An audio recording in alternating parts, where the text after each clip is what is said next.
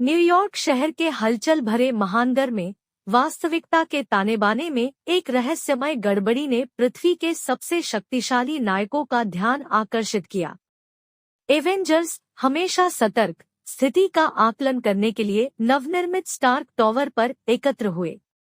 Tony Stark ने अपने सामान्य स्वभाव से पाया कि शहर भर में अंतरायामी दरारों की एक श्रृंखला दिखाई दे रही थी, जो मल्टीवर्स की स्थिरता के लिए खतरा पैदा कर रही थी। जैसे ही टीम ने विचार मंथन किया, डॉक्टर स्ट्रेंज, सर्वोच्च जादूगर, ने इन विसंगतियों के पीछे एक द्वेषपूर्ण शक्ति को महसूस किया।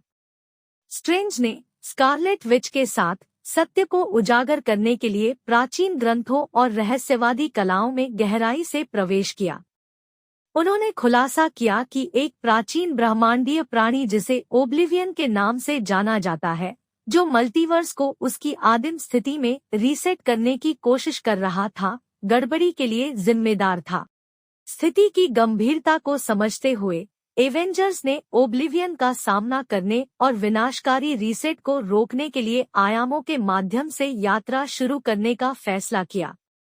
स्टार्क की अत्याधुनिक तकनीक और स्ट्रेंज की रहस्यमय कौशल का उपयोग करते हुए उन्होंने एक ऐसा उपकरण तैयार किया जो मल्टीवर्स को पार कर सकता है।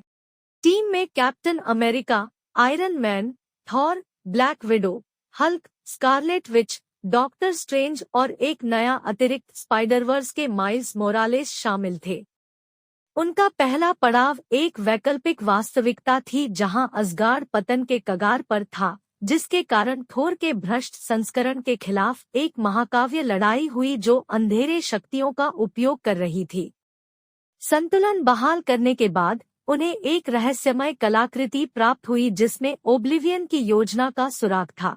प्रत्येक आयाम ने अपनी अनूठी चुनौतियां प्रस्तुत की। एक डायस्टोपियन भविष्य में तकनीकी जैविक प्रहरी की सेना का सामना करने से लेकर दमनकारी ताकतों के खिलाफ विद्रोह का नेतृत्व करने वाले लोकी के एक उदार संस्करण का सामना करने तक।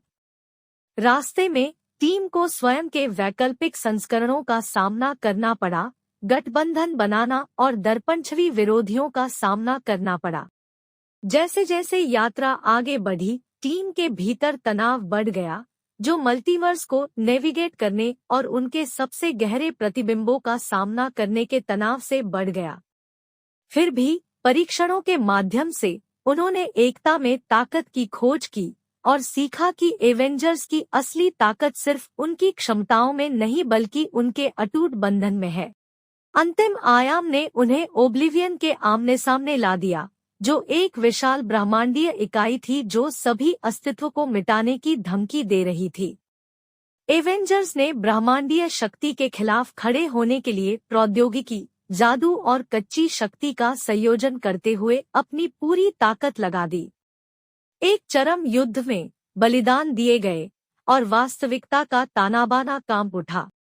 गहन एकता के एक क्षण में एवेंजर्स ने मल्टीवर्स के सार का उपयोग किया, अपनी शक्ति को ओब्लिवियन का सामना करने के लिए प्रसारित किया। जैसे ही ब्रह्मांड डगमगा रहा था, डॉक्टर स्ट्रेंज और स्कारलेट विच ने एक जादू चलाया जिसने ओब्लिवियन को सील कर दिया, जिससे मल्टीवर्स में संतुलन बहाल हो गया। खतरा टलने के बाद एवेंजर्स अपने घरेलू आयाम में लौट आए। उनकी यात्रा हमेशा के लिए बदल गई। अनुभव ने उनकी समझ को मजबूत किया कि मल्टीवर्स एक नाजुक टेपेस्ट्री थी और संरक्षक के रूप में उनकी भूमिका उनकी अपनी वास्तविकता से परे थी। जैसे ही नायक अपने अपने कर्तव्यों में जुट गए, कैप्टन अमेरिका ने उनके साहसिक कार्य पर विचार करते हुए कहा, मल्टीवर्स के माध्यम से हमारी यात्रा ने हमें दिखाया कि ताकत सिर्फ सत्ता में नहीं है, बल्कि हमारे द्वारा चुने गए विकल्पों और हमारे द्वारा बनाए गए कनेक्शन में भी है। एवेंजर्स करेंगे हमेशा एकजुट रहें, चाहे हमारे सामने कितनी भी चुनौतियां क्यों न आए।